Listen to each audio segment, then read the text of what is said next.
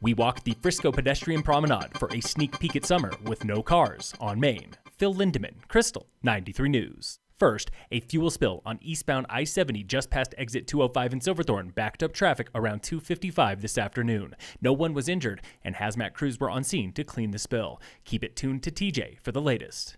A 73-year-old Eagle man is safe and sound after disappearing near Ebby Creek Mesa this morning, prompting a missing persons alert from Eagle County Sheriff. The unidentified man was found after several hours of searching. Authorities were concerned about unspecified health issues.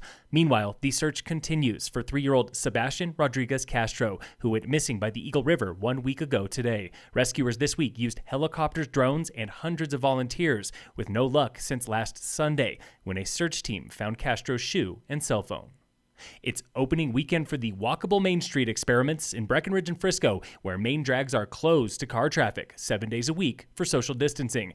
We stopped by Frisco this afternoon and talked with Nikki and Con in town from Arkansas, having lunch on the sidewalk at Fifth Avenue Grill. It's very exciting. I've not eaten food that I haven't cooked in 3 months, and this is fantastic. With plenty of space and open air, Con felt completely comfortable getting back out into public. It's the best idea. Let's open things up. People would feel more comfortable sitting around, enjoying the food that they love with safety. Copper Mountain ski patrollers Nick and Will were having a beer on the street in front of Prosit. Nick: I think it's a good idea.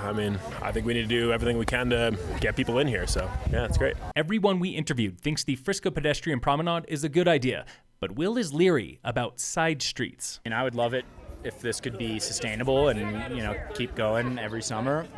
The one problem I see is traffic on more like quieter residential spots. Another unknown is the effect it will have on retail. Part-time local Wendy: I think it depends on all the storekeepers and how it affects them, and if it's a positive thing for most everybody, I think it's a great thing. Main Street Frisco is closed from 2nd to 5th Avenues. Breck is closed from Watson to Jefferson. This coming weekend last year was one of the busiest of summer on I-70 through Summit, with 161,000 vehicles, 56,000 more than this week, 63,000 more than this past weekend. Nearly 105,000 vehicles passed through both sides of the Eisenhower Tunnel this week, Monday through Thursday, up 7% in the past 2 weeks, up 25.5% in 3 weeks. The Board of County Commissioners today released a statement on equity in Summit. Signed by all 3 commissioners, it reads, quote, "The COVID-19 crisis and the grassroots uprising against systematic racism are shining a bright light on inequities, and they present us with an opportunity to do more and be better." The letter highlights growth in the past decade, like more diversity in county offices, and then outlines tactics for future growth, including economic equity, healthcare reform, and changes to criminal justice. Another unrelated letter from Summit Sheriff reviewed use of force in 2019. During 28,000 calls and 1,800 bookings, deputies used non-lethal force or drew firearms 24 times. 13 came from the jail, when inmates were humanely restrained. At a Black Lives Matter march in Frisco yesterday, newly elected Mayor Hunter Mortensen had one request for more than 100 demonstrators. Introduce yourself to someone you don't know.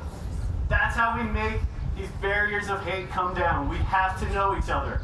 We have to be human. We have to be vulnerable. We have to appreciate. Earlier this week, Breckenridge Town Council formed a social equity commission, giving minority voices a permanent place in Town Hall, like events and open space proponents. Next Wednesday, locals are launching a series of free solidarity talks starting 11 a.m. at Red Buffalo Cafe in Silverthorne. For Team Summit skiers, the first week of June was the start of a second season they didn't think would happen. They've been cooped up for 2 months, hardly able to get out and do anything. And this has been kind of their opportunity to get out there and get back in the world. That was C.B. Bechtel, executive director for the ski club. Upwards of 70 athletes have been training on snow at Copper since June 4th, using 3 runs for alpine and moguls training, with 1 skier per chair to honor health orders. The conditions are amazing up there. Copper's done a great job preparing the slopes for us and set up an ideal training opportunity. Team Summit would usually take skiers to the Southern Hemisphere this time of year, but that was not happening with COVID. There was a lot of concern that we could possibly lose our entire prep period this year, and that's difficult athletically, especially when some of your other competitors are able to get some on-snow training. Skiers get another 10 days, possibly, of training, wrapping up sometime next weekend.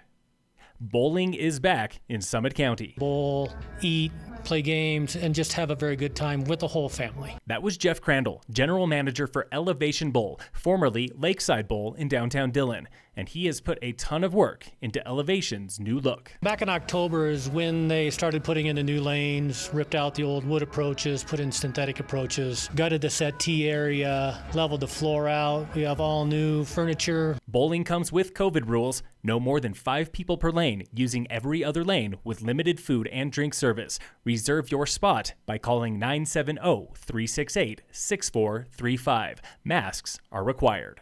And in local sports, brought to you by American Family Insurance, the Weiss Agency, the Summit Hut system is reopening for summer. Francie's and Janet's Cabins are now taking reservations for groups up to 14 beginning July 1st, limited to single parties only with no mixing of groups. See summithuts.org for information. The 10th Mountain system is also reopening in phases. Phil Lindemann, Krystal, 93 News.